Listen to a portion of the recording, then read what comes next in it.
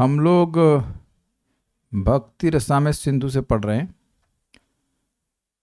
पूर्व विभाग द्वितीय लहरी साधना भक्ति श्लोक क्रमांक 227 और 228। 227 इजी है, केवल यहाँ पे प्रमाण दिया जा रहा है कि भागवत के अर्थ का आस्वादन ये ब्रह्मानंद से भी अधिक है। इसको हम लोग श्लोक को कई बार सुन चुके हैं, पहले भी सुन चुके हैं, इसलिए बहुत नहीं पढ़ेंगे, बस बहुत नहीं समझाऊंगा, पढ़ के आगे बढ़ जाएंगे इसमें।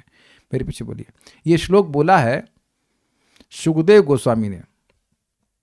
उनसे पूछा गया कि आप कैसे अध्ययन किए, आप कैसे अध्ययन किए, आप तो बोलते ही नहीं थे, तो भागवतम का अध्ययन कैसे कर लिए? तो उस पर कहते हैं द्वितीय स्कंद के भागवतम के द्वितीय स्कंद के 2.1.9 है। परिनिष्ठितोऽपि नैर्गुण्य उत्तमः श्लोकलीलया। परिनिष्ठितोऽपि नैर्गुण्य उत्तमः श्लोकलीलया। गृहीतचेता राजर्षे आख्यानं यदधीतवान्। गृहीतचेता राजर्षे आख्यानं यदधीतवान्। परिनिष्ठितोऽपि नैर्गुण्य उत्तमः श्लोकलीलया। परिनिष्ठितोऽपि नैर्गुण्य उत्तमः श्लोकलीलया। गृहीतचेता राजर्षे आख्यानं यदधीतवान्। गृहीतचेता राजर्षे आख्यानं यदधीतवान्। परिनिष्ठितोऽपि नैर्गुण्य उत्तमः श्लोकलीलया। परिनिष्ठितोऽपि नैर्गुण्य उत्तमः श्लोकलीलया। गृहीतचेता राजर्षे आख्यानं यदधीतवान्। गृहीतचेता राजर्षे आख्यानं यद अधीतवान्। द्वितीय स्कंद 2.1.9 में उक्त है। श्री सुखदेव कहते हैं, हे राजर्षि, कौन से राजर्षि? परीक्षित महाराज, मैं निर्गुण ब्रह्म में विशेष रूप से मग्न होकर रहने पर भी श्री भगवान की लीला के द्वारा मेरा चित्त आकृष्ट होने पर मैंने श्रीमद् भागवतम का अध्ययन अपने पिता श्री व्यासदेव से किया। राजर्षि यानी हे राजर्षि, अपि नैर्गुण्य, यद्यपि मैं निर्गुण ब्रह्म में परिनिष्ठतः पूर्ण रूप से स्थित था। इसका मतलब निर्गुण ब्रह्म का जो सुख है उसको प्राप्त कर रहा था। देखिए, मन की निष्ठा उस विषय में होती है जहां उसको अच्छा लग रहा है। Is it okay? स्वीकार है? जहां से मन को सुख मिलता है वहां मन फिक्स्ड हो जाता है। आजकल वो देखा सुना जाता है, वो वीडियो गेम खेलते रहते हैं, उसमें उनको बड़ा अच्छा लगता है। तो मैंने सुना है कि 24 घंटे वो हिलते नहीं है। ये भी सुना है कि पानी नहीं पीते कुछ बच्चे मर भी गए ऐसे।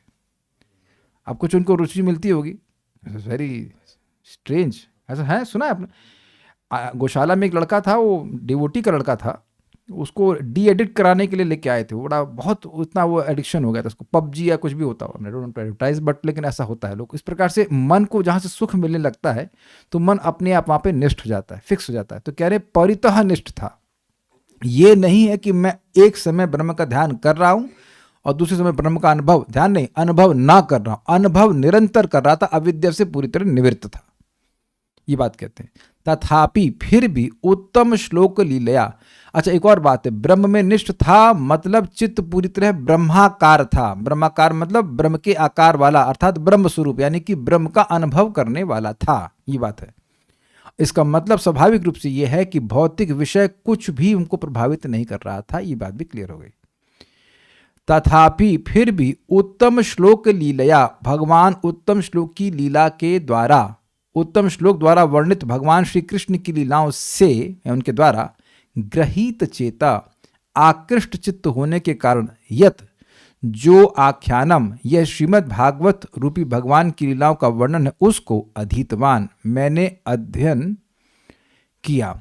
अब एक बात बताइए, अध्ययन जब कोई व्यक्ति कर रहा है तो उसमें कुछ खालीपन है ना? आप कुछ नहीं जानते हैं तो उसका अध्ययन करते हैं, जो पढ़ लिया उसको नहीं पढ़ते। आप लोग यहाँ पे क ख ग सीखने आए हैं, कितने लोग आए हैं क ख ग सीखने के लिए? बच्चा समझ रखा है हमको, यह तो बहुत बचपन में सीख लिया, क्या इसका अध्ययन करवा रहे हैं हम लोग यहाँ पे?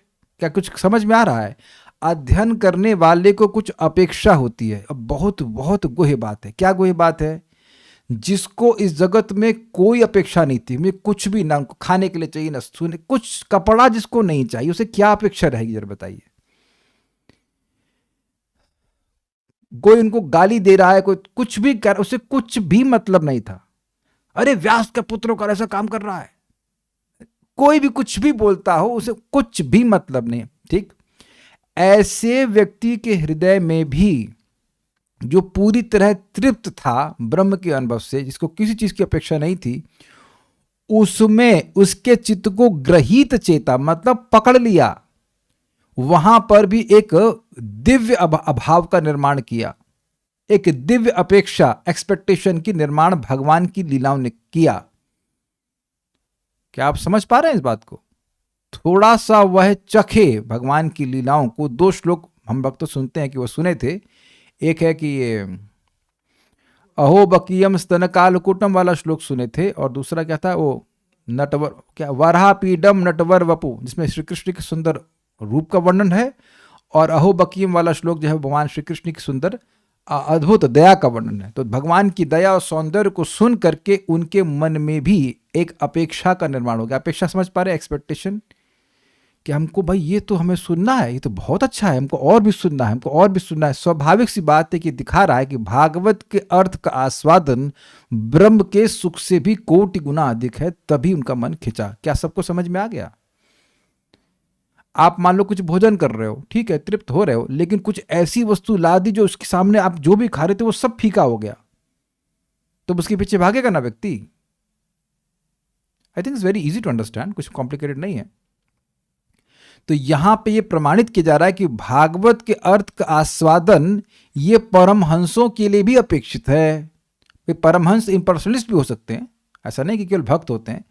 परमहंस जो हैं वो, ये सुखदेव गोस्वामी परमहंस अवस्था में थे, वो पूरी तरह मुक्त थे, अविद्या से निवृत्त थे, लेकिन फिर भी उनके लिए उनके मन को पकड़ा। इसका मतलब भगवान श्री कृष्ण की लीला, भगवान विष्णु की लीला, कृष्ण की लीला, ये निश्चित रूप से भौतिक नहीं है, क्योंकि भौतिक विषय तो उनको पकड़ ही नहीं रहा था। भौतिक विषय के पास उनके चित्त को पकड़ने का सामर्थ्य नहीं था, एक पॉइंट। दूसरा एक बहुत मजेदार पॉइंट है, और वो बहुत इंस्पायरिंग है। भक्त चाहते हैं कि हमारा मन भगवान में लगे, लेकिन आपको चिंता करने की जरूरत नहीं है। भगवान की लीला सुनते रहिए, वो आपके मन को अपने आप ही पकड़ लेगी। किसको समझ में आया, जिसको समझ में आया वो लाइक बटन दबाए। देखिए ये अच्छा तरीका, ये भागवतम क्लास में भी होना चाहिए। लाइक बटन दबाओ, सब लोग जगह रहेंगे, लाइक बटन दबाओ, लाइक बटन दबाओ। I love this aspect, very good, I think everyone got it. आपको भगवान में मन लगे इसकी चिंता नहीं करनी है, कान भगवान में लगना चाहिए। कान भगवान की लीलाओं को सुनते रहेंगे तो सब आपके सामने लिखा है, अपने मन से कुछ नहीं करने। ग्रहित चेता, उनका स्वभाव ही है कि वह चित्त को पकड़ लेती हैं। सुनते जाइए, सुनते जाइए, सुनते जाइए, सुनते जाइए, सुनते जाइए। वो चित्त को पवित्र भी कर लेंगे और पवित्र चित्त को खूब अच्छे से पकड़ भी लेंगे। I hope everyone got this. This is very very nice take away point from this shloka. ग्रहित चेता राजर्षि, इसको और दूसरे एंगल से हमारा समझाते हैं कि भाई जिसका मन कहीं नहीं चिपक रहा था या कहीं नहीं जा रहा था, कोई उसे नहीं खींच रहा था, तो उसको भगवान की लीला ने खींच लिया। तो जिनका मन पहले से ही खींच रहा है, तो उनका तो मन और आसानी से खींच जाएगा कि नहीं खींच जाएगा भगवान की तरफ? क्या ये समझ में आ रहा है? जिसमें कोई इलास्टिसिटी है ही नहीं, खींचने की क्षमता, वो उसको भी भगवान ने खींच दिया, रबड़ की तरह अपनी तरफ ले आए। तो हमारा मन तो वैसे ही रबड़ जैसा है ना, कभी इधर जा रहा है, कभी उधर जा रहा है। तो जब जो कहीं नहीं जाता है, कोई व्यक्ति उसको भी खींच के उसे घर से बाहर निकाल दे, तो जिसका घूमने का ही स्वभाव है उसको तो पकड़ ही लेंगे ना। कैमत तो आया कि नहीं आया? Is it okay? जिसको खाने का शौक है नहीं, उसको भी कोई जीव चटोरा बना दे, जो हमारे जैसे पहले जीव के चटोरे हैं, ये खाएंगे, वो मर जाएंगे लेकिन खाना नहीं छोड़ेंगे ना, फल नहीं खाएंगे, कि अन्न नहीं खाएंगे। तो अब ऐसे लोगों को तो खींचना आसान हो जाएगा कि नहीं?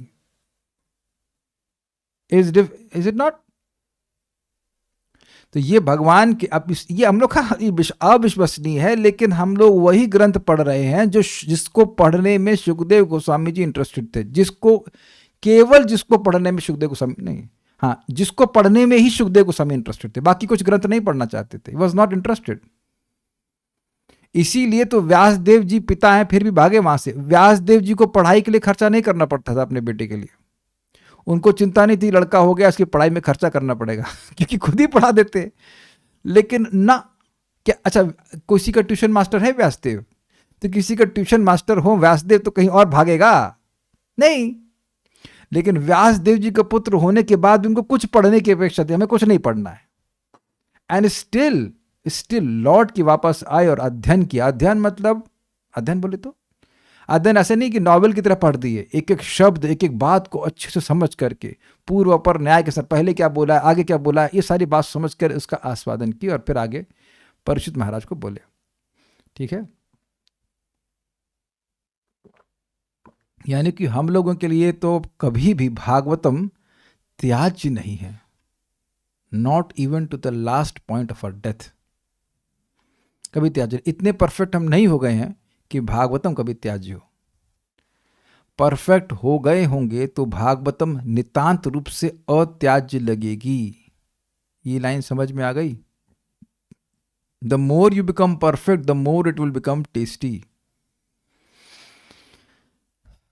दुर्गम संगमनी, ये सिंपल पढ़ूंगा, थोड़ी सी संस्कृत वाली बातें हैं, हमको ज़्यादा समझ में नहीं आ रहा है, लेकिन जो बात बोल रहे हो समझ में आ रही। निर्गुण शब्द के उत्तर स्वार्थ में शंच प्रत्यय होने से निर्गुण शब्द बना है। इस प्रकार ब्रह्म में लीन होने पर भी मैंने श्रीमद् भागवतम का अध्ययन अपने पिता के समीप से किया, ये अर्थ है, बस इतनी बात है। निर्गुण मतलब निर्गुण ब्रह्म में था।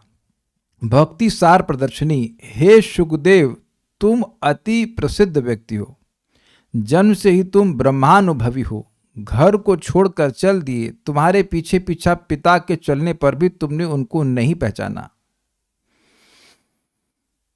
स्त्री और पुरुष के भेद को भी नहीं पहचान रहे थे, ये स्थिति सुखदेव गोस्वामी की थी। अद्भुत है, सुखदेव गोस्वामी जा रहे थे, कपड़ा नहीं पहने थे, 16 साल के लड़के थे, और स्त्रियां स्नान कर रही थी तो वो अपने को नहीं ढकी, वो चले गए। लेकिन जब व्यासदेव जी जा रहे थे तो उन्हें तुरंत उसको ढक लिया, जबकि व्यासदेव की पोती की उम्र से भी छोटी थी वो। तो व्यासदेव जी ने उनसे प्रश्न किया कि मेरा पुत्र युवा था, वस्त्र नहीं पहना था और सब तरफ देख रहा था, तब आपने अपने वस्त्र नहीं ढके, मतलब अपना शरीर को नहीं ढका। मैं आपकी तरफ देख नहीं रहा था, मैं वृद्ध हूं और मैंने कपड़े पहने हुए हैं, तब भी आपने अपने अंगों को या शरीर को क्यों ढक लिया? तो वहां बोलते न विविक्त दृष्टि स्त्री पुम विधा, ऐसे करके श्लोक है कि स्त्री और ये स्त्री है, ये पुरुष है, ऐसी विविक्त दृष्टि, ऐसी डिस्क्रिमिनेटरी जो आईज हैं, विजन है, ये आपके बेटे का है ही नहीं। तो एक भक्त पूछ रहे थे कि माता जी को कैसे मालूम चला? तो प्रभात लिखते हैं कि माता जी को मालूम चल जाता है, माताओं के पास शक्ति है कि कौन सा पुरुष कौन सी नज़र से देख रहा है, दे नो इट। बिल्कुल स्पष्ट वहां पे लिखा कि देवियां वहां पे स्नान कर रही थी। ऐसे अद्भुत थे जो इस जगत के भेद से बिल्कुल परे थे, वह भी भगवान की लीला के प्रति आकृष्ट हो गए। उनको आकृष्ट कर लिया गया, यद्यपि वो आकृष्ट तो होना नहीं चाहते थे। आप समझे बात? ऐसे समझिए, कबड्डी गेम समझते हैं आप? तो मान लीजिए कि हम लोग सब कबड्डी खेल रहे हैं, तो अब एक बहुत हमारा जो सबसे स्ट्रांग प्लेयर है उसको भी किसी ने वहाँ सामने की टीम ने पकड़ लिया, तो हमारा कोई चांस है? कितने लोग कबड्डी कभी खेले भी हैं? कबड्डी वाला एग्जाम्पल समझ में आ रहा है आप लोगों को? हम लोग खेले थे। ये होता था कि अरे यार पहले स्ट्रांग वाले को भेजो, अब स्ट्रांग वाला ही पकड़ लिया गया जो सबसे स्ट्रांग है, जिसका कोई चांस नहीं था पकड़े जाने का। तब अब उसके बाद आप जानते हैं कि आपको जाना तो पड़ेगा। याद है ना, कबड्डी में ये रूल होता है, एक बार उधर से जाएगा एक बार उधर से जाएगा। तो अब मान लो बड़ा वाला पकड़ लिया गया है आपका मन पहलवान, फिर टिंगड़ी होने के बावजूद आपको जाना पड़ेगा, तो आपका क्या चांस है बताइए? तो अब जो भागवत सुनने लग गया, उसको अच्छा लगने लग गया, तो फांसी गया बेचारा। आप ये देखो कि आप लोग अगर भागवतम में आते हैं तो आपको कोई बंधन महसूस होता है कि अरे चले भाई अब कुछ क्या सोचेंगे आर्य स्वामी कि हम नहीं आए, या कानू प्रिया माता जी क्या सोचेंगे हम, इस तरह से नहीं आ रहे। आप देख रहे हैं कोई हिचकिचाहट नहीं है, naturally you are coming, naturally are coming. और जबकि अभी तो भगवत प्रेम प्राप्त नहीं है।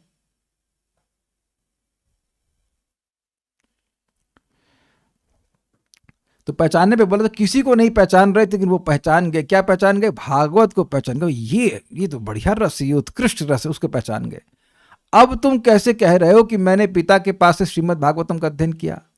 मान लो कोई लड़का घर से ही भाग गया हो तुरंत पैदा होते ही तो ऐसा हो नहीं सकता, बट मान लो भाग गया हो, तो अब कहे कि मैंने ये ग्रंथ, ये मैंने मैथ्स जो पढ़ी अपने पिताजी से पढ़ी, तो आप आश्चर्य नहीं करेंगे तुम तो बचपन में भाग गए थे, तो तुमको कैसे पिताजी ने मैथ्स पढ़ाई?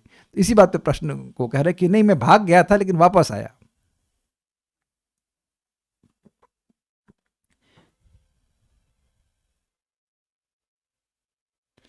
इंटरेस्टिंग है, श्रीमद् भागवतम के वक्ता सब कुछ छोड़ चुके थे, फिर लौट के आए और ग्रहण किए, और जो उसके श्रोता हैं वो सब कुछ छोड़ करके ग्रहण कर रहे हैं Bhagavatam. Is it not astonishing?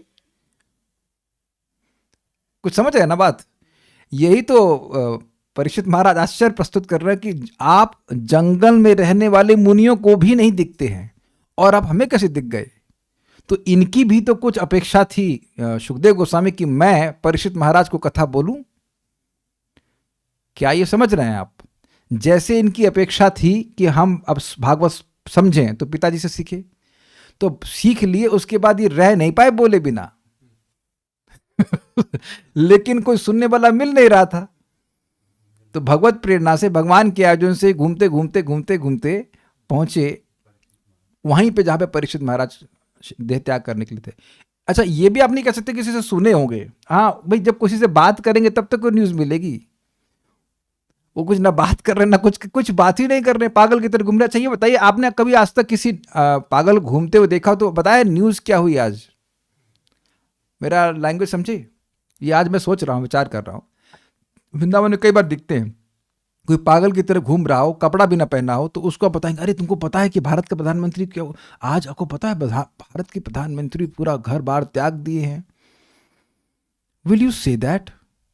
तो स्पष्ट है कि उनको कोई ये न्यूज बताने वाला भी नहीं होगा कि ये हुआ वो हुआ कुछ, पर पहुंचे कैसे? भगवत प्रेरणा से, भगवान के आयोजन से। What is that?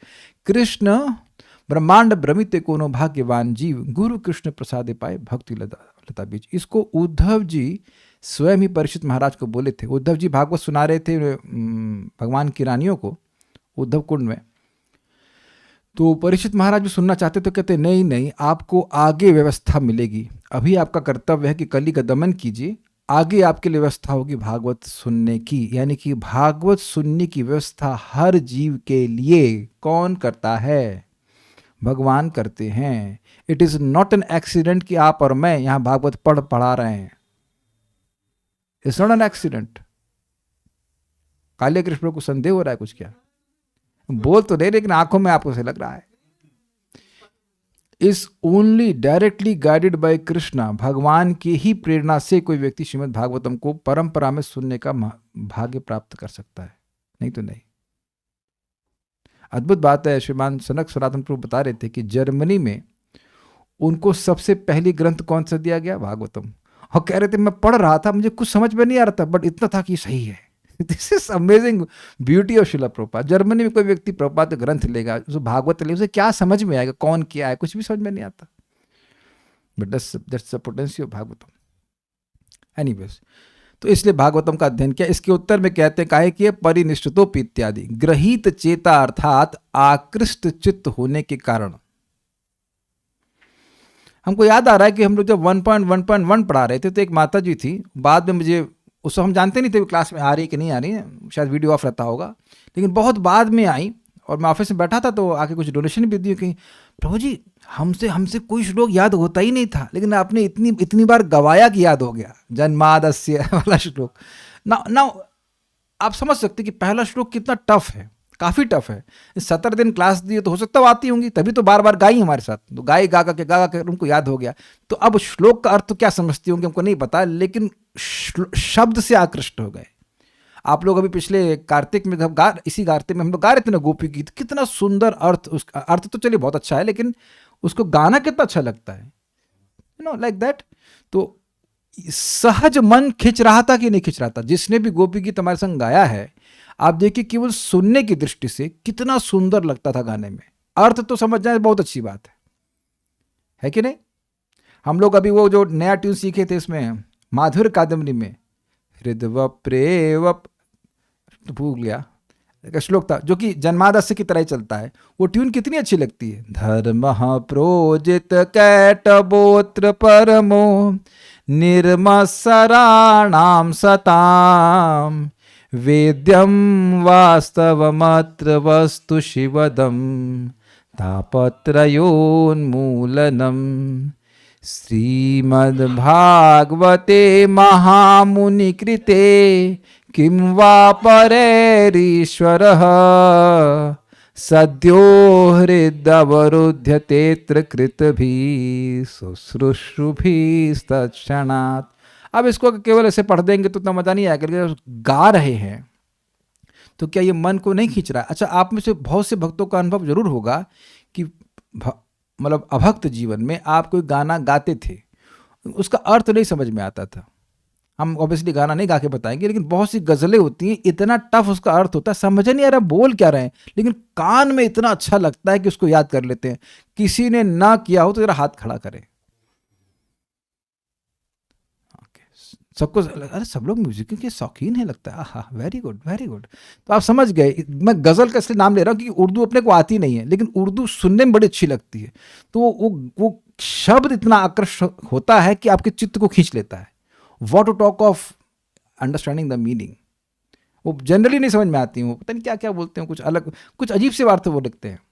हम नहीं गाना चाहते हूँ, गाना गाना मन में आने लग जाएगा, I don't want to be in that mode, but आप सब लोग समझ रहे हैं इस बात को कि शब्द जो है वो चित्त को खींच लेता है, लेकिन भौतिक शब्द इनके चित्त को नहीं खींचने वाला था। तो यानी भगवान की लीला को सुने तो इनका चित्त खींच गया। हमको बार बार इस बात पे हमको प्रेरणा मिल रही है कि बहुत अच्छा लग रहा है कि भाई हमको कुछ नहीं करना है, भागवतम को पढ़ना है, भागवतम को पढ़ना है और चित्त अपने आप भगवान में खिंच जाएगा। मैं कई दिन से अनुभव कर रहा हूँ कि भाई 7 o'clock in the morning I am tired, लेकिन जैसे ही श्रीमद् भागवतम को मैं क्लास तैयार करने लगता हूँ सारी नींद गायब हो जाती है। इस is everyday experience, because at least I can say at my stage of भक्ति इट इज़ वेरी अट्रैक्टिव कि क्या क्या बातें बोली गई हैं, क्या क्या उसमें अन्वय, क्या शब्दों का अर्थ है, वेरी अट्रैक्टिव। तो सोचिए जब भक्ति आगे बढ़ जाएगी तब कितना आकर्षण होगा हमारा। ब्रह्मानुभव से भी लीला का माधुर्याधिक्य होने के कारण ही मैंने श्री कृष्ण चरितमय श्रीमद् भागवतम का अध्ययन किया। इस लीला माधुर्य का ब्रह्मानुभव से अधिक होने में प्रमाण मैं ही हूं। मतलब श्रीमद् भागवतम के अर्थ का आस्वादन ब्रह्म के आस्वादन से कहीं अधिक है।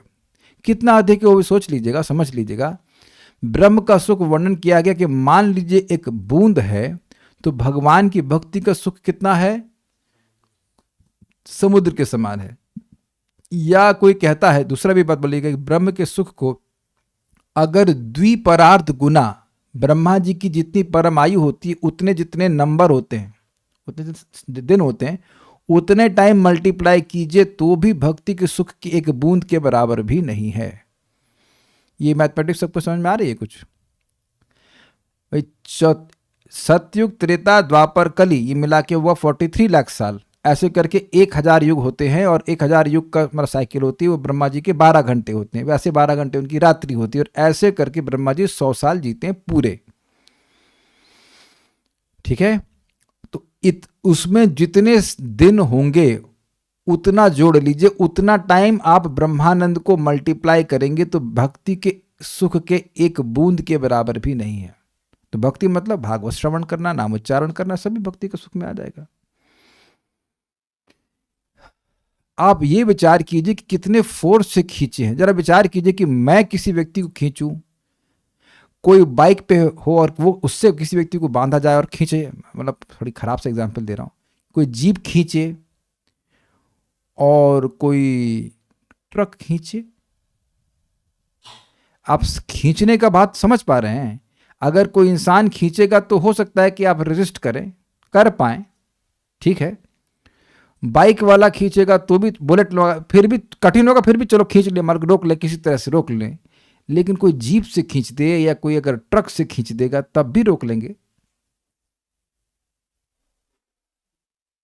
बड़ी बड़ी बिल्डिंग होती है ना, उसको कुछ बांध देते हैं और उसको ट्रक से, या ट्रक से तो नहीं, कोई बड़ी बड़ी गाड़ियों से खींचते, गिर जाता है वो, पेड़ खींच लेते हैं। तो ग्रहित चेता का मतलब है कि भगवान की लीला में असीमित माधुर्य उससे खींचा, मतलब खींचा तो अब वापस नहीं आया। यद गत्वा न निवर्तन्ते तद लीला परमम मम। लीला का आकर्षण इतना अद्भुत है कि एक बार मन खिंच गया तो वापस नहीं आएगा। Is it okay? हाँ, तो ये वाली बातें हैं। तो भगवान की लीला, इससे हमको बहुत, हम सभी लोगों को बहुत बड़ा प्रेरणा मिल रही है कि भगवान का नाम जप कर रहे हैं, साथ साथ भगवान की लीला कथा को सुनना चाहिए। देखिए, एक बात नेचुरल है कि जब आप किसी के लीला के, किसी के वक्त कार्यों को सुनते हैं तो उसका नाम बार बार मुख से आता ही है। Is it not? ये सब बड़े अच्छे आदमी हैं, ये हैं, वो हैं, ये, तो जो गुणों को सुनते हैं तो स्वाभाविक सी बात है कि नाम आप बोलते हैं। या मान लीजिए किसी के कार्यों का वर्णन हो रहा है तो आपके मन में आग्रह आ जाता है कि कौन है वो व्यक्ति जो सब काम किए। Is it not? तो इसीलिए भगवान की लीलाओं का भगवान के नाम से बहुत अंतरंग संबंध है। क्या मैं समझा पा रहा हूं इन बातों को? जो व्यक्ति भगवान की लीला आदि कुछ सुना नहीं है, वो खाली नाम बोल रहा है, वो केवल नाम बोल रहा है। लाभ उसको भी होगा लेकिन वैसा उसको आकर्षण नहीं होगा कि भगवान के बारे में कुछ जानता नहीं है। लेकिन जब भगवान की दया के बारे में सुनेंगे, भगवान के रूप के बारे में सुनते हैं, तो भगवान का नाम बोलने में और उत्साह होता है। ये बात है, ये भी लिंक है। अब हम लोग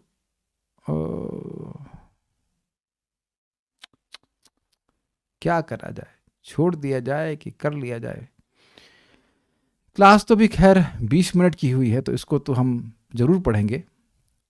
ये भक्ति का सबसे महत्वपूर्ण अंग है। इसके बिना तो चलने वाला ही नहीं। न तो इसके बिना भक्ति में आए थे, न भक्ति में रह पाएंगे और न भक्ति में प्रगति कर पाएंगे। कुछ नहीं कर पाएंगे इसके बिना। कृष्ण भक्ति मूल है साधु संग। कृष्ण भक्ति का मूल साधु संग है। कल भी हम लोग चर्चा शाम को कर रहे थे, आज अभी भी कर रहे हैं और फिर आज शाम को फिर से करेंगे। अलग अलग श्लोक हैं, बहुत सुंदर है। अथ अब सजातीय आशय स्निग्ध श्री भगवत भक्त संगो। पहले समझ लीजिए इसका मतलब क्या है। सजातीय, ये नहीं कि अच्छा गुप्ता है अगर हम तो गुप्ता भक्तों का संगत करेंगे, पांडे हैं तो पांडे, अवस्थी हैं तो ये नहीं है। सजातीय मतलब एक ही मन वाले। जैसे इस समय हम सभी लोग भगवान श्री कृष्ण के बारे में उनकी भक्ति कर रहे हैं। उसमें भी हम लोग इस समय, अगर इस समय देखें तो सब लोग भक्ति रसा में सिंधु सुनना चाहते हैं। हरे कृष्ण मंत्र गाते हैं तो सब लोग हरे कृष्ण मंत्र गाना चाहते हैं। Is it sinking? ऐसे भी भक्त हो सकते हैं कि जो भगवान के दूसरे नामों को बोलना चाहते हो तो वो हरे कृष्ण मंत्र नहीं बोलना चाहते, उनको दूसरे नामों में प्रीति है। वो भी भक्त हैं, ध्यान दीजिएगा, उनका अपराध नहीं करना है, बट वो सजातीय नहीं है। क्या ये समझ में आती है बात? तो जो कृष्ण के भक्त हैं वो कृष्ण के भक्तों की संगत करें, लेकिन वो बात यहीं पे समाप्त नहीं होती है। सजाती आशय, सेम चित्त वाले, आशय मतलब चित्त, आशय, और स्निग्ध मतलब स्नेहिल, चिकने चिकना, जिनके हृदय में आपके प्रति स्नेह हो। अच्छा, कितने लोगों को यह समझ में नहीं आता है कि सामने वाला भक्त मेरे प्रति स्नेहिल है कि नहीं है। देखें, कोई इतना भी, हम अगर शब्द यूज करें, जड़ है, आपको नहीं समझ में आता है सलोनी गुप्ता माता जी कि कोई व्यक्ति स्नेह कर रहा है कि नहीं कर रहा है। तो मैं तो आपसे द्वेष कर रहा हूं तभी आप क्लास में आती हैं ना। हम आपसे द्वेष करते हैं ना कि आप भक्ति क्यों कर रही हैं। तो आपको नहीं समझ में आ रहा कि हम द्वेष कर रहे हैं कि नहीं कर रहे हैं। जिनको क्या आप धरना देने जाती हैं क्या वहां पे धनबाद में? हर चीज में हाथ खड़ा कर, हर चीज सुन रही है कि हम क्या बोल रहे हैं। Who is so foolish in this assembly, जिसको ये ना समझ में आता हो कि भाई ये भक्त, विद ऑल ड्यू रिस्पेक्ट, ये भक्त हमसे प्रेम नहीं करता है और ये भक्त हमसे स्नेह करता है, अफेक्शन है नहीं। ये कौन आप कह सकते हो कि नहीं पता भाई? तो अब आप समझिए, ये पहले इसको समझ लीजिए कि ये बहुत क्रिटिकल पॉइंट है। यदि मेरा किसी वैष्णव के संग प्रॉब्लम हो रहा है, किसी संगत में भी, तो एक बड़ी प्रॉब्लम होगी। एक तो प्रॉब्लम सजाती वाली हो जाएगी और दूसरा प्रॉब्लम है स्निग्धता की। वो आपके प्रति स्नेह से युक्त नहीं, इसलिए ये प्रॉब्लम आ रही है।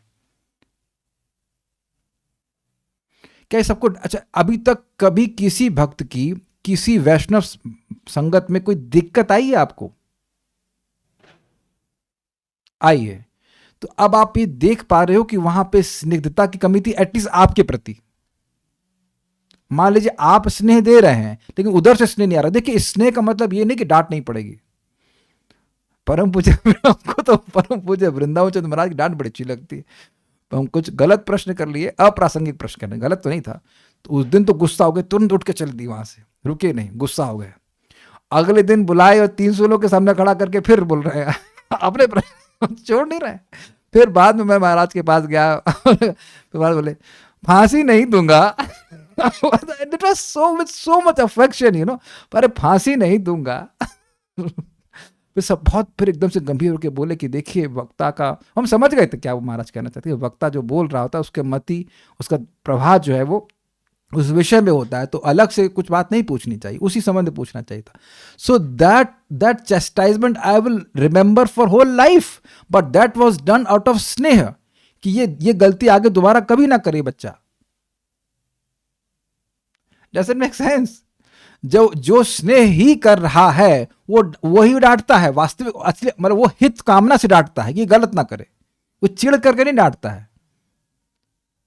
जब वो डांट भी रहा है तो ऐसा नहीं कि वो आपको कहेगा दूर चला जाए, इसकी भक्ति कर, ऐसा कुछ भी नहीं है। He is not envious of you. Everyone, अगर कोई पत्थर नहीं ना तो उसको समझ में आता है कि भाई कौन किस लिए डांट रहा है। इसलिए अगर हम चाहते हैं कि भक्तों की संगति में हम खुश रहें तो ये पैरामीटर चेक कीजिए, ये चेक कीजिए कि क्या जो भक्त हैं वो हमारे प्रति स्नेह से युक्त हैं या हमें एक्सप्लॉइट करना चाहते हैं। वैष्णव समाज में भी देखिए, मैं आपको चेतावनी दे रहा हूं, मैं नाम किसी का नहीं रख सकता, ये सब करने के बाद नाम वाली बात नहीं होती है, but there can be some devotees who would like to exploit you for their projects, because projects are more important than you.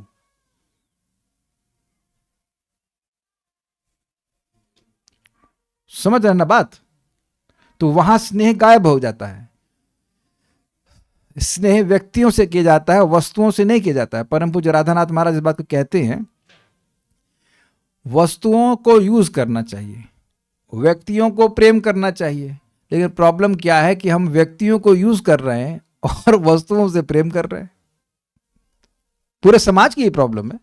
तो वैष्णव समाज में भी कहना चाहिए, इंस्टीट्यूशन में ऐसा हो जाए तो आश्चर्य की बात मत, आश्चर्य की बात नहीं है। और इसमें एक और भी है, स्वतः वरे, अपने से श्रेष्ठ भक्तों की संगत करें। ऑब्वियसली जब श्रेष्ठ भक्त मिलेंगे तो श्रेष्ठ से करें, और अगर आपसे कोई निम्न भक्त है भक्ति तो उसको भी इस प्रकार का संग देना चाहिए। एक और इंटरेस्टिंग बात है कि आप स्वीकार करेंगे कि अगर आपको स्नेह मिला है, मुझे स्नेह मिला है, तो मैं भी स्नेह ही दूंगा।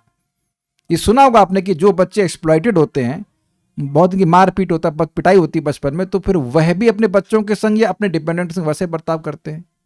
They went out like this. I think कोई बात इसमें विरोध की नहीं होगी। लेकिन जिनको अपने बच्चों से, अपने माता पिता से, सुपीरियर से स्नेह मिलता है, तो वह भी वैसा ही बात आचरण जूनियर्स के प्रति करते हैं। एवं परंपरा प्राप्त, नॉट वेरी सिंपल। और अच्छा, एक और बात है, कदाचित आपको स्नेह नहीं मिला पहले कभी, तो नई परंपरा मत शुरू कीजिएगा स्नेह ना देने की। देखिए बात समझ लीजिए, कोई भी व्यक्ति, एक व्यक्ति हाथ नहीं खड़ा करेगा कि आप भक्तों में दोष देखे और भक्ति में आए। बहुत स्ट्राइकिंग बात है। ऐसा है ही नहीं कि हम किसी भक्त में दुर्गुण देखे, अरे बड़ा खराब आदमी है, चलो मुझे भक्ति करता हूं।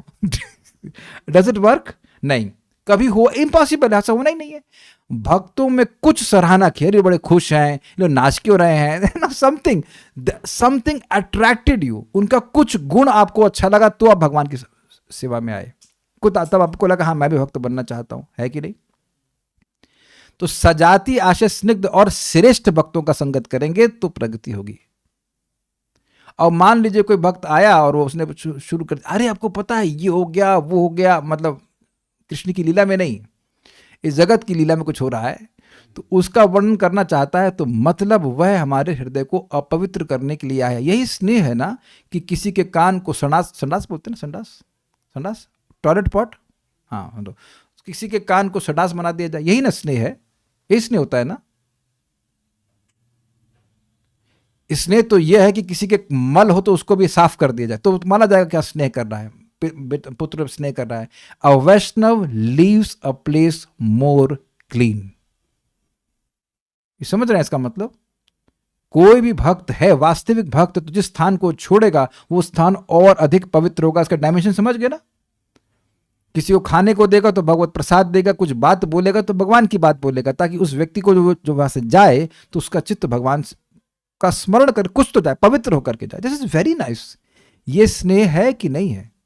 तो स्नेह वही, इस प्रकार का स्नेह वही व्यक्ति दे सकता है जो श्रेष्ठ हो। और एक सिंपल सी बात है, जो श्रेष्ठ भक्त होंगे हमसे, तो हम लोग डरेंगे कि प्रजल्प तो नहीं कर सकते इनके साथ में, है कि नहीं? फालतू बात तो नहीं करेंगे, और वो करेंगे नहीं प्रजल्प, वो करेंगे नहीं प्रजल्प हमसे, और हम उनसे करने में डरेंगे, तो हमारा फायदा होगा कि नहीं होगा? दोनों तरफ से फायदा हुआ कि नहीं हुआ? प्रजल्प ब्रीड्स अनर्थस। अनर्थों का मूल कारण है अभिमान, मिथ्याभिमान, और मिथ्याभिमान एक्टिवेट तुरंत हो जाता है जब हम लोग प्रजल्प करते हैं, भगवान से इतर कोई वार्ता करते हैं। तो ये मैं 3 चीजों पर बोल रहा हूं। अगर कभी भी आप देखेंगे भक्तों के बीच में झगड़ा हुआ है, कुछ परेशानी हुई है, तो समझ लीजिए कि तीनों में से कोई एक फैक्टर गायब होगा। सबको समझ में आ गया? सजाती आशय नहीं होगा, या तो स्निग्ध नहीं होगा, और श्रेष्ठ नहीं होगा। महाराज बड़ा सुंदर बता रहे थे कि चलो स्नेहिल है, लेकिन श्रेष्ठ नहीं है, तो उसकी संगति से हमें कुछ मिलेगा भी नहीं, कुछ भगवान के बारे में बता ही नहीं पाएंगे। तो इसलिए अगर तीनों चीज कैटेगरी हो तो आपको जरूर संगति करनी चाहिए। कुछ यहां तक कोई प्रश्न है?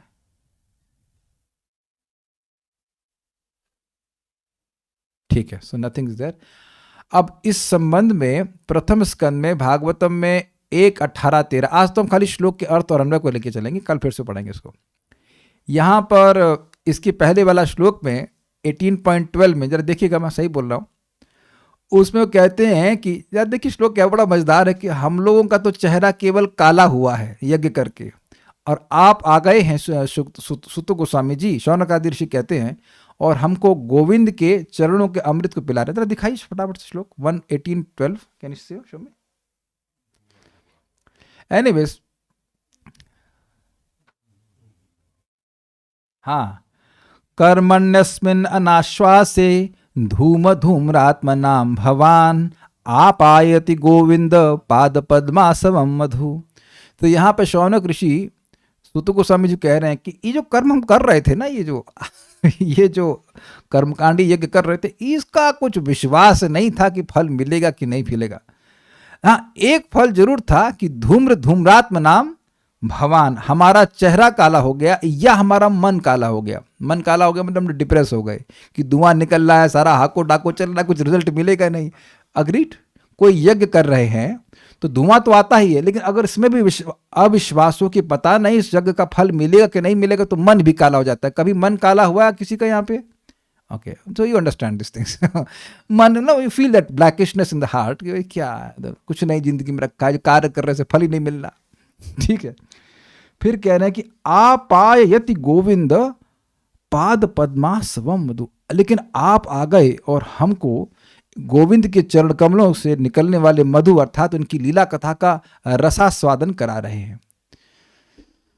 उसके बाद ये श्लोक बोलते हैं 1:18-13 की दान आप जैसे भक्तों की संगत से जो लाभ हुआ है, इसको हम जरूर, इसके बारे में हम जरूर कुछ कहना चाहेंगे। देर एक्सप्रेसिंग देयर अप्रिसिएशन। तो मेरे पीछे बोलिए। ये श्लोक सिमिलर वे में आगे शिवजी भी बोलते हैं, पर अभी तो इसको देखते हैं। तुल्यामा लवे नापी न स्वर्गम न पुनर्भवम भगवत संगी संगस्य मर्त्यानाम किमुताशिषः। तुल्याम लवेनापि न स्वर्गम न पुनर्भवम भगवत संगी संगस्य मर्त्यानाम किमुताशिषः। थोड़ा सा ठीक कीजिएगा, भगवत संगी संगस्य है ना। तुल्यामा लवेनापि न स्वर्गम न पुनर्भवम भगवत संगी संगस्य मर्त्यानाम किमुताशिषः।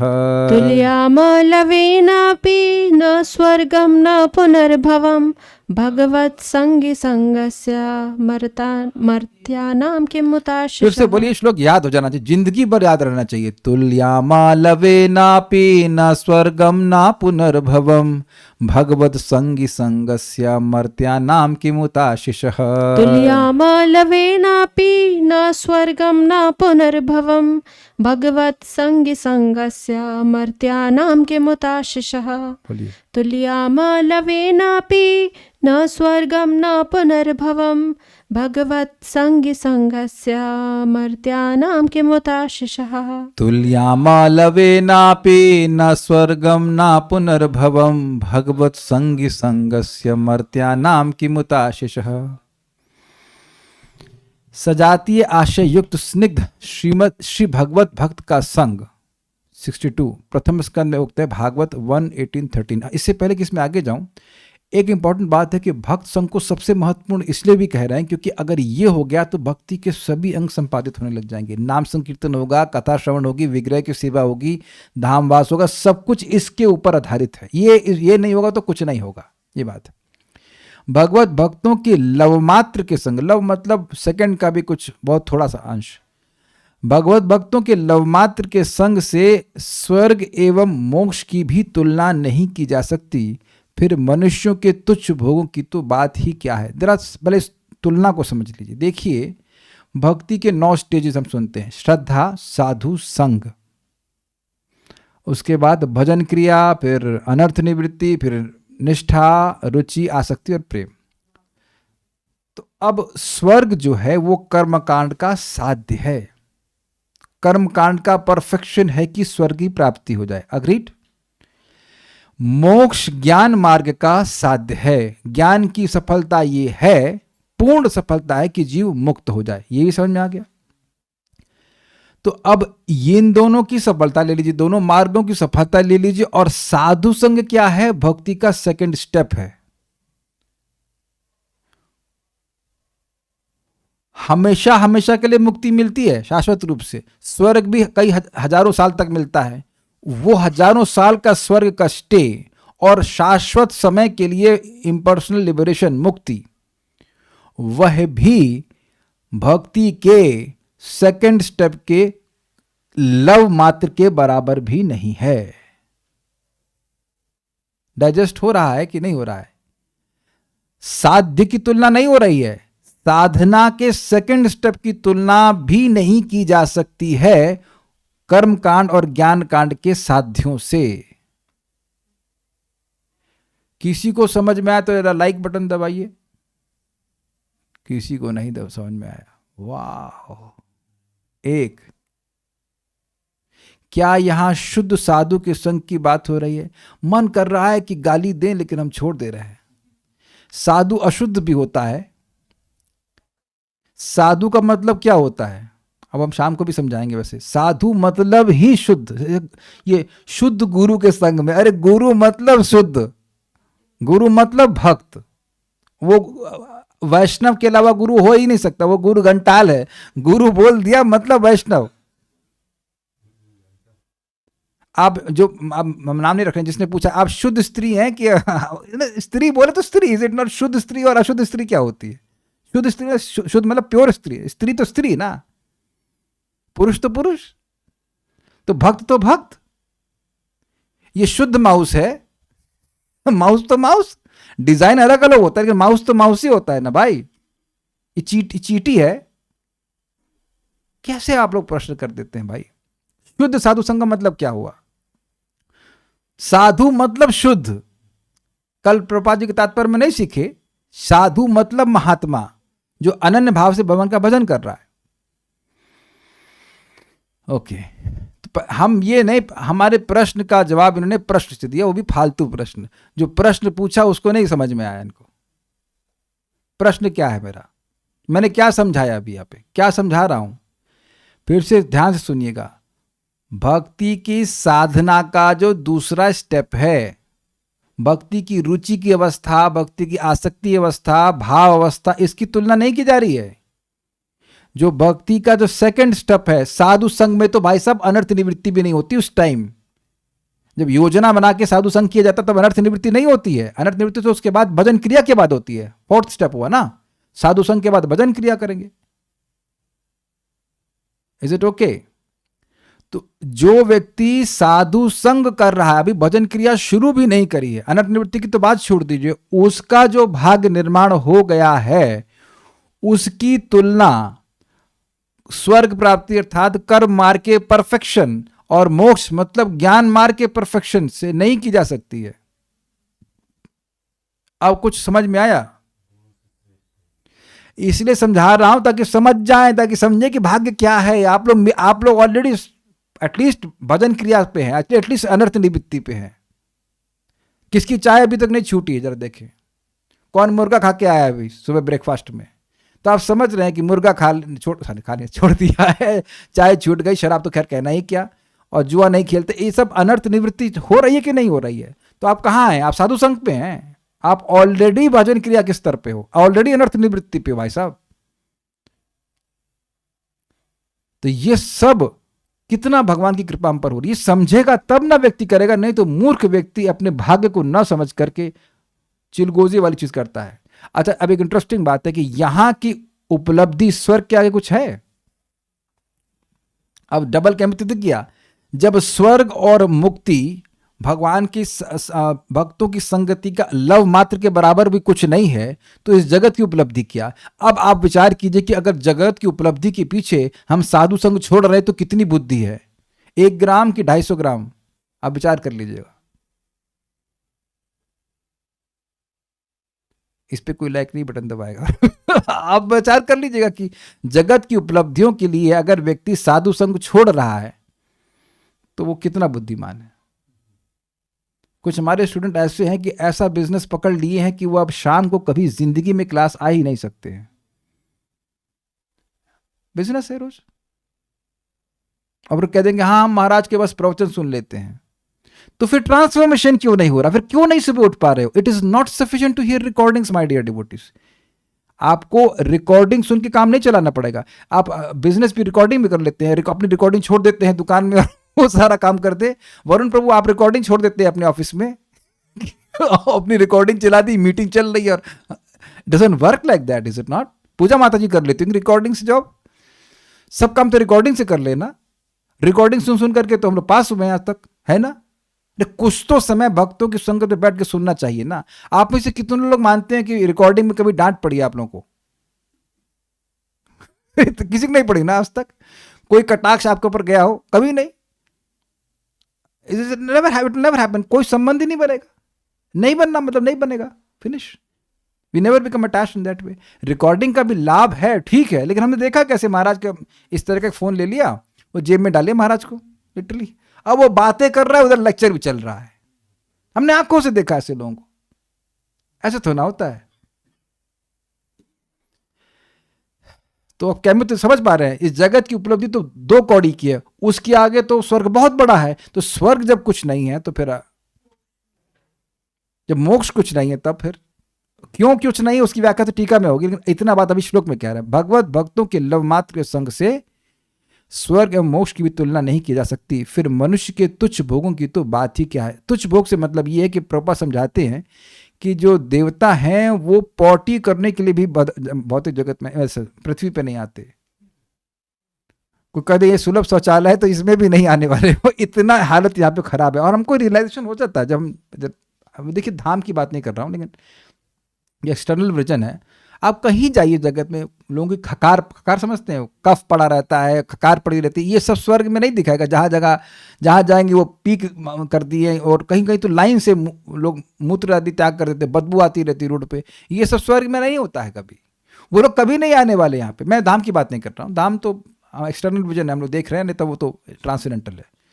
लेकिन आप नोएडा चले जाइए, नोएडा बस स्टैंड पे खड़ा होना भारी हो जाता है। निकलो, बैठो, यहाँ से निकलो, you know this is so, and it's not everywhere is like this. पता नहीं भारत में पान क्यों खाते हैं लोग, इतना बड़ा मतलब गदर कर रखा है, बहुत गंदगी कर रखी है हर जगह, है कि नहीं? तो ऐसा सब स्वर्ग में नहीं होता है। तो वो जो लोग यहाँ पॉटी करने भी नहीं आएंगे तो यहाँ की जो उपलब्धि होगी उसको क्या देखेंगे? कुछ नहीं देखेंगे।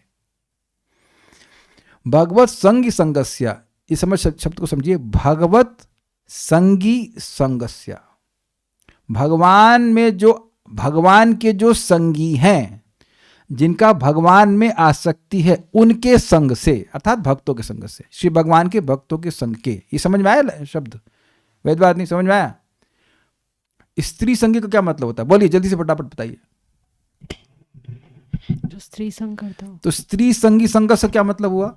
स्त्री संगी, जो स्त्री संग करता है उसका संग करना। ओके, तो भगवत संगी मतलब जो भगवत संग कर रहा है उसका संग करना। भगवत संगी का मतलब क्या हुआ? जो जो भगवान में आसक्त है, भगवान की सेवा में आसक्त है, जिसको भगवान की सेवा में कोई हिचकिचाहट नहीं है। जैसे स्त्री संगी मतलब जिसको स्त्री संग में कोई हिचकिचाहट नहीं है। स्त्री संग बंधन कारण है, लेकिन स्त्री संगी को ये बिल्कुल बंधन का कारण नहीं लगता। इज वेरी, इसको कोई हिचकिचाहट नहीं होती है, वो ब्रह्मचारी नहीं कहा जाएगा उसको। I hope it's very clear. उसको इस तरह से आचार्य ने समझाया, इसलिए मैं समझा रहा हूं। तो भगवत संगी मतलब भगवान में आसक्त, कथा में आसक्त, जप में आसक्त, उसका उत्साह बना रहेगा। भगवान की सेवा में आसक्त, प्रसाद में आसक्त, मिठाई मिठाई प्रसाद में आसक्त, किसी न किसी तरह से आसक्त। तो भगवत संगी के संग से, संग के लवे नापी, लव मात्र की भी न स्वर्गम न अपुनर्भवम, न तो स्वर्ग से न अपुनर्भव, पुनर्भव मतलब होना, जन्म होना, और अपुनर्भव मतलब मोक्ष जाना, और न तो मोक्ष से तुल्यामा, तुलना की जा सकती है, नहीं मतलब न ही की जा सकती है। फिर कहते हैं मर्त्या नाम, मर्त्यों के लिए दिए गए जाने, सॉरी मर्त्यों के लिए दिए जाने वाले आशीषा, सांसारिक आशीर्वाद जो भौतिक संपन्नता के रूप में होते हैं, उनके विषय में तो किम होता, कहने को क्या रखा है। ये समझे। ओलंपिक में गोल्ड मेडल मिल गया, तो अब किसी को ओलंपिक में गोल्ड मेडल मिल गया तो स्वर्ग में न्यूज़ बनेगी क्यों? राधारमण प्रभु बनेगी न्यूज़, अरे यार उसको ओलंपिक में गोल्ड मेडल मिल गया। नहीं नहीं नहीं, इट्स यूजलेस। किसी की पिक्चर हिट हो गई तो आप देख रहे हैं कि पिक्चर हिट हो, पिट हो, नथिंग, कौन प्राइम मिनिस्टर बना, इससे कुछ भी फर्क स्वर्ग के लोगों को नहीं पड़ता। पर जैसे अब आप लोग के घर में कुछ कीड़े होते हैं, वो जो बरसात वाले कीड़े, तो बहुत सारी मात्रा में आ जाते हैं, अगले दिन सुबह जानते हैं सब झाड़ू मार के साफ कर दिए जाएंगे। तो अब उनके बीच में कुछ कंपटीशन चल रहा हो, कोई जीत रहे हो, हार रहे हो, आप लोग कुछ न्यूज़ बनाएंगे उस पर? आई डोंट केयर ना। आप समझ में आ गया? वो एक रात जीते हैं हमारे हिसाब से, अपना पूरा जीवन जी लेते हैं। अब समझ में आ रहा है? उसी में सारी उनकी उपलब्धि, पैदा होना, बड़ा होना, युवा अवस्था सब बीत जाता है। हमारे लिए क्या सिग्निफिकेंस है? कुछ नहीं है। किसी की शक्ल आपको जब में याद आई आज तक? कीड़े की जो मर गया हो रात में, दुख हुआ उसके लिए, प्रभु जी बड़ी दिक्कत हो रही है, वो छिपकली की याद आती है जब करता हूं मैं। कभी कभी आज तक कोई प्रश्न नहीं किया। छिपकली तो फिर भी लंबा जी गई, लेकिन छिपकली जिस कीड़े को खा गई उसको क्या याद करते हैं हम? दुखी होते हैं, आंसू बहाते हैं कभी उसके लिए। आप समझ रहे हैं ना? इनसिग्निफिकेंस के लिए बता रहा हूं मैं। जैसे हमारे लिए कीड़े कुछ नहीं है जगत में, मतलब we don't care so much. ठीक है, कंपैशन वाली बात नहीं बोल रहा हूं, बट प्रैक्टिकल वे में क्या फर्क पड़ता है। ऐसे ही स्वर्ग के निवासियों के लिए जगत की कोई उपलब्धि, कुछ उपलब्धि नहीं है, जिसको हम लोग वैसे ही पकड़े। जैसे वो चींटी पकड़ी थी जिसको मैं वॉश बेसिन में बचा रहा था, मैं चींटी को बाहर निकालने का प्रयास कर रहा था, उसके बाद मिश्री थी, तो मिश्री को पकड़ रही है वो कि मिश्री ना ले जाए हमारी। अरे तुम्हारी जान बचाने के चक्कर में पानी चला देंगे, बह जाओगी। ओ मिश्री नहीं। मुझे एकदम वो सीन याद है, और दिखा कि कैसे लोग इस जगत में पैसे को, परिवार को पकड़े हुए, अरे ना जाए ना जाए, और सब उनके हाथ से छीन रहा है।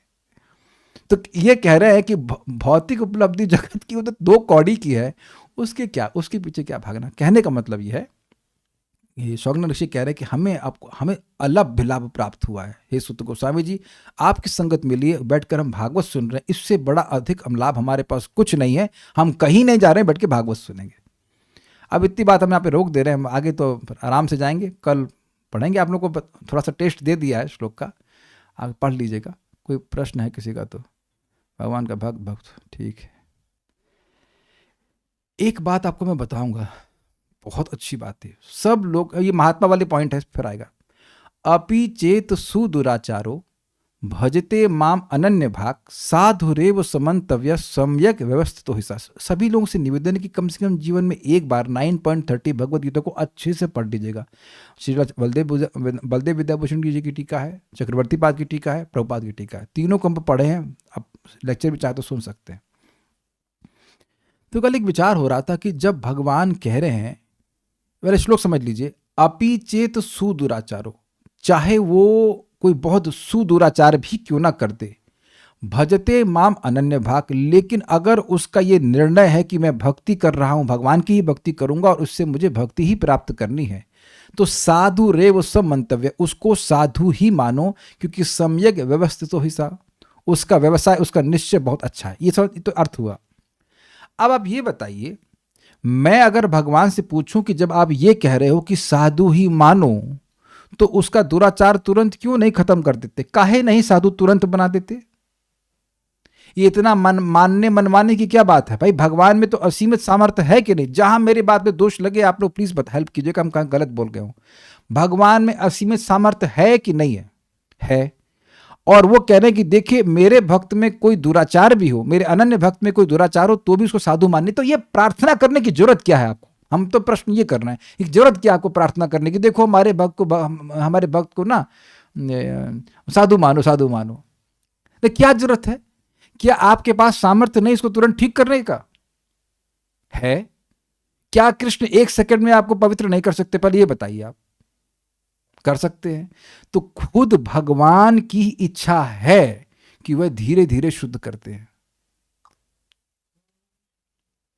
अपनी भक्ति के प्रभाव को छुपाने के लिए भगवान खुद भक्तों के हृदय में कुछ पाप की वासना रख देते हैं, ताकि लोग कहें देखो जब कर रहा है फिर भी गलती कर रहा है। ये मेरे शब्द नहीं, 6.2.9-10 की टीका पढ़ा चुका हूं अंग्रेजी में। चक्रवर्ती पाद कहते हैं कि ये एक भक्त है और इतना सुंदर संकल्प लेके चल रहा है। तो संकल्प कहां उठता है? वेदवाद नहीं। चलिए आपको छोड़ते हैं, इनको दीजिए, ये लीजिए। संकल्प कहां उठता है प्रभु जी? इजी क्वेश्चन है। साधु सेवन प्रभु, संकल्प कहां उठता है? संकल्प समझते हैं? हाँ, कहां होता है संकल्प? आंख में कि कान में? हृदय में। ओके। तो जिसका ये सुंदर संकल्प है कि चाहे कुछ भी हो जाए मैं भगवान की भक्ति करके भक्ति को ही प्राप्त करना चाहता हूं, उसका मन गंदा है कि साफ है? साफ है, बहुत साफ है, बहुत बढ़िया साफ है। तो अब आप ये बताइए कि जब ऐसा सुंदर मन वाला है तो दुराचार कैसे हो रहा है? पहले के इंप्रेशन। तो भगवान तो इंप्रेशन ना ही नष्ट कर सकते हैं ना? कर सकते हैं, लेकिन वो अपनी स्वेच्छा से भक्त में दैन्य उत्पन्न करने के लिए, उत्कंठा जागृत करने के लिए और अपनी भक्ति की महिमा को छुपाने के लिए तुरंत जानबूझकर नहीं करते हैं। ये बात है। लेकिन उनकी मति उस व्यक्ति के प्रति कैसी होती है? ये साधु ही है, ये साधु ही है, ये साधु ही है। इसे बहुत बड़ा रहस्य है जो भगवान की बात से समझ में आ रहा था मुझे, कल समझा। कोई विरोध हो, कुछ गलती हो तो बताइएगा इसमें। भाई भगवान तो अंदर बैठे देख रहे हैं ना इसका हृदय कैसा है। इतना सुंदर हृदय रखा है व्यक्ति ने कि भगवान की भक्ति करके भक्ति चाहता है, अपने भजन को बेच नहीं रहा है। तो भगवान को तो भगवान से प्रसन्न है कि नहीं? अच्छा बताइए, जिसको आप साधु माने उसकी सेवा करना चाहेंगे कि नहीं? उसकी संगति करना चाहेंगे कि नहीं? आप सब लोग साधु हो, भक्त हो, कौन साधु नहीं है? सब साधु है। तो अब जिसके प्रति आपकी बिल्कुल भावना है कि ये साधु ही है, उसका प्रवचन सुनेंगे कि नहीं सुनेंगे? आप में से कितने लोग सुन रहे हैं, आप मानते हैं कि आप चोर का प्रवचन सुन रहे हैं इस समय? चोर मानेंगे तो मेरा प्रवचन सुनेंगे? आप मैं हूं या नहीं उससे मतलब नहीं, आप तो मान रहे हैं ना कि मैं साधु हूं। साधु जैसा मान रहे हैं, साधु ही मान रहे हैं, साधु ही मान रहे तब ना सुन रहे हैं। तो जिसके घर में आऊंगा तो पानी भी नहीं देंगे ना आप लोग? नहीं, पानी भी देंगे, गुजिया भी देंगे, क्या देखा है? तो अब आप देखिए, घर में लोग बादाम ले आते, हम लोग जबकि खा नहीं सकते, जो खा नहीं सकते वो लो लेके आ जाते हैं। और मैं कहूँ कि मुझे रोटी दाल चाहिए तो तब भी नहीं मना कर देंगे। आप समझने का प्रयास कीजिए। अच्छा, मैं आप लोग को साधु मान रहा हूँ कि चोर मान रहा हूँ? चोरों क्लास दे रहा हूँ मैं, अली बाबा 40 चोर बताइए मैं चोरों क्लास दे रहा हूं। All the devotees I see their happy faces with so much enthusiasm to hear about Krishna. हमारी तो साधु ही है, यही मति होती है। कुछ समझ रहे ना बात? तो अब आप हमारे घर में आएंगे, हमारा सामर्थ्य होगा तो कुछ हम आपको एक ग्रेन का एक मिलेट का दाना भी नहीं खिलाएंगे आपको। I hope you're getting the point. यानी कि साधु ही है, भगवान मान रहे हैं, तो क्या ये भगवान का स्नेह सूचित हो रहा है कि नहीं, ये समझ लीजिए। क्लियर है? अरे भाई साधु व्यक्ति हैं। आप जब भी किसी के पीछे परोक्ष में भी बोलते हो, एक बार और अमेजिंग बात है, जब आप किसी के परोक्ष में कुछ उसकी गुणगान कर रहे हो, then you are actually glorifying him. स्वीकार है? ये बात और आ रही है श्लोक से। अगर किसी के पीठ पीछे आप उसका गुणगान कर रहे हैं तो वास्तविक गुणगान कर रहे हैं कि नहीं, ये बताइए। मुंह पे तो बोल देंगे बड़े अच्छे हो, बड़े अच्छे हो, लेकिन पीठ पीछे कर रहे तो है। भगवान अर्जुन के बारे में बोल रहे हैं कि अर्जुन दुराचारी है, या उन सारे भक्तों के बारे में परोक्ष में बोल रहे हैं जो दुराचारी हैं लेकिन भजन कर रहे हैं? परोक्ष में कर रहे हैं कि नहीं कर रहे हैं? भगवान अर्जुन के सामने तो नहीं अर्जुन के सामने बोल रहे हैं, लेकिन उन सभी भक्तों के लिए बोल रहे हैं जो भविष्य में भी आएंगे, जो पहले भी हुए, जो अनन्य भाव से भजन कर रहे थे, लेकिन कुछ दुराचार था उनका और सुदुराचार था। तो ये भगवान वास्तविक उनसे रूप से उनकी सराहना कर रहे हैं कि नहीं कर रहे हैं? तो भैया सराहना कर रहे हैं, उनको साधु मान रहे हैं, तो तुरंत काहे शुद्ध नहीं कर देते? रहस्य ये है कि वो तुरंत शुद्ध करते नहीं है, उनकी इच्छा है ऐसी। वो उत्कंठा जागृत करना चाहते हैं भक्तों में और भक्ति की महिमा को छुपाए रखना चाहते हैं, ताकि भक्ति की महिमा केवल और केवल भक्तों के मुख से ही समझ में आए। That's why devotees are very accommodative. जो नए भक्त होते हैं वो बेचारे बड़े परेशान हो जाते हैं, हमसे ये गलती होगी, अब तो भगवान हमको जरूर हमको क्या कहते हैं रिजेक्ट कर देंगे, और गुरु जी तो बिल्कुल रिजेक्ट कर देंगे, अब आप ये फलान ढिमकाना क्या क्या बातें बोलते हैं लोग लाइक दैट। भगवान कहेंगे जरा मीटर चेक करो, जब पूतना को रिजेक्ट नहीं किया, वो तो चिल्ला रही थी छोड़ रहे, हमने नहीं छोड़ा, तो तुमको कैसे छोड़ेंगे बे? तुमको नहीं छोड़ेंगे ना, हमें छोड़ना आता है नहीं भगवान को। It's like that. Not that we take licence for our bad activities, but आप देखो कि पॉइंट क्या है, निर्णय से प्रसन्न होते हैं। निर्णय क्या है? मैं चाहे मुझे नरक जाना पड़े, लेकिन मैं भक्ति करके भगवान की भक्ति ही प्राप्त करना चाहता हूं। दैट निर्णय is very nice, very nice. हमको ये साधु किस बात बोले, ऐसा साधु आपको भी यही निर्णय देगा कि बेटा चाहे 1000 बार गिरो लेकिन फिर उठोगे, भगवान की सेवा करोगे, भगवान ही अपने हैं, बाकी तो हम बाकी जगत में हमारा कोई नहीं है। और जो अपना होता है, love means endless forgiveness, is ready to forgive, come with a bang. जो व्यक्ति भक्ति करते हैं, करते गायब हो जाते हैं, तो उनके बारे में क्या समझा जाए? ये समझा जाए कि गायब हो गए और क्या समझा जाएगा? समझना ये चाहिए कि उनकी श्रद्धा कमजोर है। ये बात आपने बोली तो मैं देखिए, मैं जिसको जाना जाए, लेकिन हमको बहुत अच्छी बात बताने वाला हूँ। भक्त आए थे विपुल जोशी प्रभु, कह रहे हम प्रीचिंग नहीं कर पाते हैं, हम समझ नहीं पाते। मैंने कहा देखिए समझ तो आप रहे हैं, अगर आपको कुछ नहीं समझ में आता तो सुबह जप करने क्यों आते? आपको समझ में आ रहा है, याद ना रहे, प्रीचिंग ना कर पाए, अलग बात है। आपको समझ में आ रहा है ना कि भक्ति करने से भगवान की प्राप्ति हो रही, तो इससे आपका कोई नुकसान नहीं होगा। हम प्रीचिंग नहीं कर पाए अलग बात है, कि जिसकी श्रद्धा स्ट्रांग है वो खुद भक्ति करेगा, उसका कोई नुकसान नहीं होगा। तो जो लोग गायब हो गए, मतलब उनको एक बात भी समझ में नहीं आई कि कृष्ण का कीर्तन करने से जगत से बाहर निकल सकते हैं ना, और उनको ये भी समझ में नहीं आया कि जगत अच्छा नहीं है, इसलिए थोड़ा और पिटने की जरूरत है। They need some 3rd 4th degree torture by Maya. तो उनको समझ अरे यार ये तो सही कह रही थी, तो जगत सुख का घर नहीं है। तो that's how it is there. थोड़ा सा उनको मतलब दे नीड सम ट्रीटमेंट। ये है, मेरे को लगा था कि भगवान हमको स्वीकार नहीं करेंगे, इसलिए मैं माला पहले छोड़ दिए थे। देखिए ये बड़ी अच्छी बात बोल रहे हैं। इसका आधार क्या है? भगवान आपको स्वीकार नहीं करेंगे, ये आपके मन की उपज है, शास्त्र की उपज नहीं है। भगवान पापियों को बुला रहे हैं कि मेरी शरण में आओ। सर्वधर्मान परित्यज्य मामेकम शरणम व्रज। महाराज लोग बोलते हैं बड़ा सुंदर कि सारे धर्मों को छोड़ करके आओ। ये नहीं कह रहे कि पाप छोड़ के आओ, पाप लेके आओ, पाप मैं छोड़ा दूंगा, धर्म तुम छोड़ दो। सर्वधर्मान परित्यज्य मामेकम शरणम व्रज अहम त्वाम सर्व पापेभ्यो मोक्षयिष्यामि मा शुचः। Is very nice. भगवान के कोई पापी है तो ऐसा नहीं कि भगवान की शरण में नहीं आ सकता। शरण मतलब भगवान की सेवा नहीं कर सकता। अच्छा ये बताओ, क्या आप लोग के मन में ऐसा है कि आप किसी पापी को बोलेंगे तुम हरे कृष्णा नहीं कर सकते? तब जब आपके मन में नहीं तो भगवान के मन में वगैरह पापियों को मत लाओ यार, पापियों को मत लाओ। ऐसा नहीं है। भगवान ये कह रहे हैं कि पापी मेरे पास आते नहीं है, वो ये नहीं कह रहे कि पापी आओ मत मेरे पास, कहीं गीता में नहीं बोले। Everyone is eligible for Krishna service, everyone. और जो इस प्रकार के निर्णय से युक्त है कि हम कुछ भी हो भगवान का भजन करेंगे, भगवान उसको साधु ही मानते हैं। और एक और बात, ये बहुत अच्छी बात है भाई। हम क्या भगवान दे रहे तो बता देते, नहीं तो हम भूल जाएंगे। जब व्यक्ति तमोगुण से होता है, तमोगुण एक शक्ति है, वह कौन सा बंधन लगाती? नींद का। आए भाई आप दिसंबर का महीना है, सोएंगे। ये सोने का बंधन लगा, पागलपन का बंधन लगा। अग्रीड? किसने ये बंधन महसूस नहीं किया है इस जीवन में? दिसंबर के महीने में रजाई का सुख। ठीक है, समझ गए? अच्छा, रजगुण भी एक एनर्जी है, वो बंधन लगा देती है। किसका बंधन? अरे हमको बहुत बड़ा इंसान बनना है, जैसे तो हम 10,000 भाग हैं, ठीक है छोड़ दी, वो तो कौन, हम बहुत महान व्यक्ति बनेंगे। ओके, तो ये बंधन लग गया। सतगुण की एनर्जी क्या बंधन लगाती? हम ज्ञानी हैं भाई, हम सुखी हैं इस जगत में, हम हैप्पी। तो अब ये 3 शक्ति के अलावा एक और शक्ति, इसे कहते हैं दैवी शक्ति, अंतरंग शक्ति। वो किसका बंधन लगाती है? भक्ति का बंधन, मुझे भक्ति करनी है, भगवान का प्रेम प्राप्त करना है, ये कोई विरोध तो नहीं है ना? ये बंधन दिख गया आपको उसमें? भजते माम अनन्य भाग, बंधन लग गया ना भगवान से कि भगवान के अलावा हम और किसी की सेवा नहीं कर सकते, भक्तों की सेवा करेंगे, भगवान की सेवा करेंगे। तो ये प्रेरणा कहाँ से आ रही है? मैं समझा पाया, 3 प्रकार की एनर्जी जीव को अलग अलग प्रकार से प्रेरित कर रही है।